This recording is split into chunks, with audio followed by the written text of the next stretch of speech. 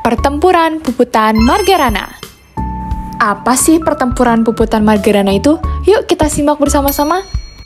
I Gusti Ngurah Rai, seorang tokoh militer Indonesia yang berjasa dalam Perang Kemerdekaan.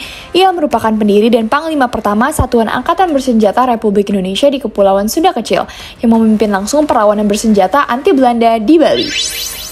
Kekecewaan hasil perjanjian Linggarjati, di mana Bali tidak termasuk bagian teritorial Indonesia, karena Belanda ingin menjadikan Bali sebagai negara Indonesia Timur atau NIT. Dengan menambah kekuatan militer, juga mengajak Letkol I Gusti Ngurah Rai, namun ditolak. 2 Maret 1946, sekitar 2.000 tentara Belanda mendarat untuk melucuti senjata Jepang. Pasukan RI memakai sistem gerilya atau induk pasukan berpindah-pindah dan memperkuat pertahanan dengan mendatangkan bantuan dari Jawa, sedangkan Belanda mendatangkan bantuan dari Lombok. Belanda atau Kapten Jim Kuning mengirim surat kepada Ngurah Rai untuk berunding, tapi ia menganggap dirinya hanya rakyat biasa yang akan melakukan perlawanan bukan perundingan. Pejuang Bali pun tidak bersedia dan terus memperkuat pertahanan dengan mengikut sertakan para pemuda.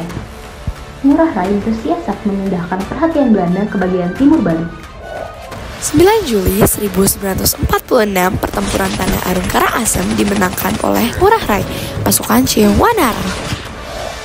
Lalu Ciung Wanara menuju barat dan sampai di Desa Marga yang diketahui oleh Belanda namun bisa dihalau.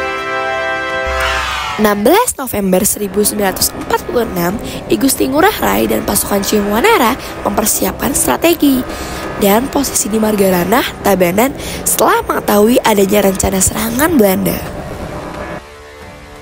19 November 1946, pasukan yang dipimpin oleh I Gusti Ngurah Rai berhasil merebut senjata dan alteri polisi Nica di Tabanan.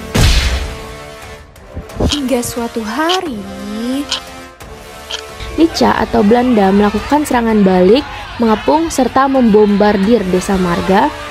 Mereka bertempur sampai titik darah penghabisan. Ngurah Rai dan semua pasukannya pun tewas.